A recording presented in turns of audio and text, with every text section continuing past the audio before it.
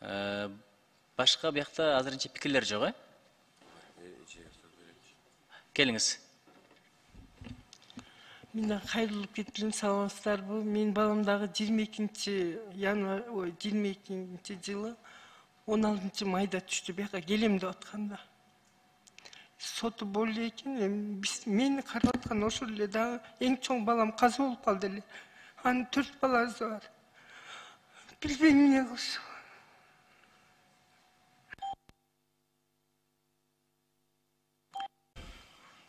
Азыркы сөздү депутатыбыз Мамасадык Самирбек Дүйшөлүшкө берелик.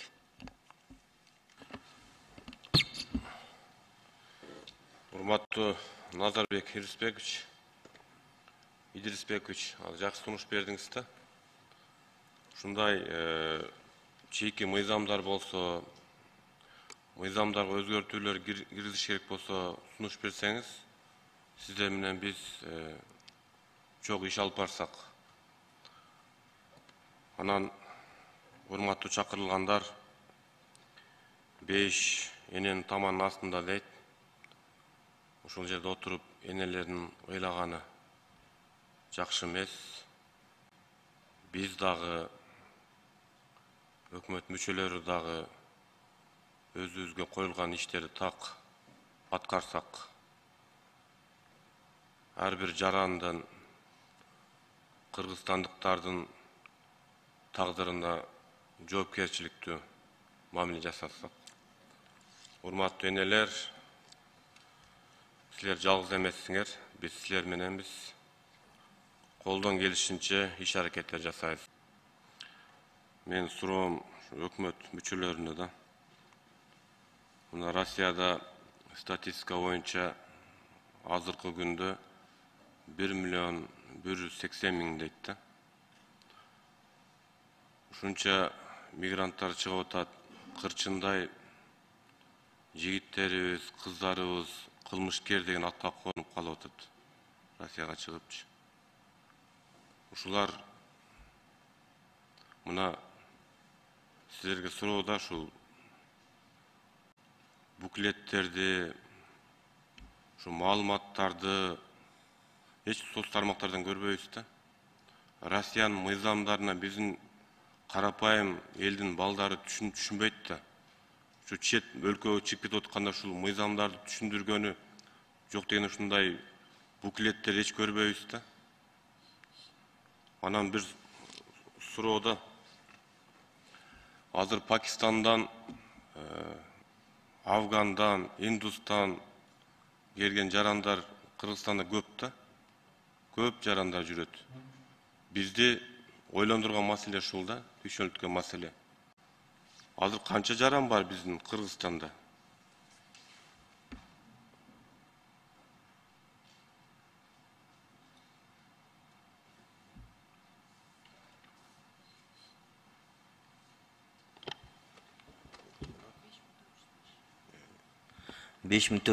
жаран бар экен.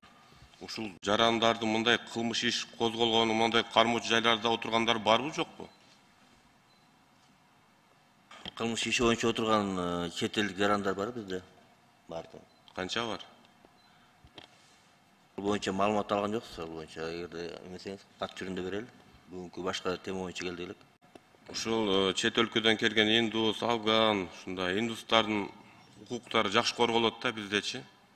Анан бизден кеткен мигранттардын укуктары тебеленип калып атат да. Менин экинчи суроом Медер Рахман сизге да. Кандай рычагдар бар силерде?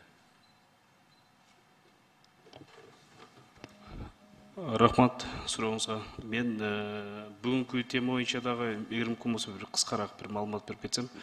Бул сиз мындай кылыңыз, рычагдарды эле айтсаңыз кандай? Рычагдар эми жалпысын айтканда көчтүн башы кайда кетсе көч ошол жака кетет деген бир жакшы сөз бар. Мен ойлойм биринчи кезекте şu Кыргызстандагы миграция жаатында болуп аткан органдын маселесин чечип алышыбыз керек да. Тилекке каршы ушу 30 жылдын ичинде биз миграция кызматын бир туруп тышкы иштер министрлигине берип, бир туруп эмгек министрлигине берип, кайра чогултуп, кайра чачыратып, мындайча айтканда экиге бөлүп салдык да. тилекке каршы. Ошону бир орган кылып туруп, ушул жактан түптөп, ушул жактан негиздеп туруп, ушул жакта бир багытта иштей турган бир өзүнчө мамлекеттик бир орган боло турган болсо, көзөмөлдүү, фокустуу ошол жака мигранттарга багыттап иштей турган. Ошондо бир жакшы жыйынтык чыгат. Ансыз чаржай бойдон кала берет. Мына саат жыйын 2'de башталды да. Мына 1,5 саат болду. Мына эже отурат го. Эже атыңыз ким? Эгембердиева Гүлмира. Эгембердиева Гүлмира эже 1,5 сааттан бери ыйлап атат. Мына карап отурам. Жаш төгүлүп атат. Биздин жүрөктөрүбүз таш болуп калган да. Ойлонгон эле жокпуз. Мына Медер Рахманга мен сизге бир 2 кайрылуу жасадым эле, билесиз да. 10 майда Жалал Абад областынын Аксы районунда Ак Суу айылынын тургуну Наркулова Умсунай Мантаевнадан кайрылуу келип түшкөн да. 8 майда ушул Россияда мынакей жасалма документ менен барып түшкөн. Күнөөсү жок. Биздин карапайым балдар барып, кырчындай жигиттер барып, алданып жасалма документ жасалып ушундай кордукту көрүп атат. Бирок мен суроо берейин деп атам да, ошол жасалма документ жасап аткан жарандарды канчасы жазага тартылды?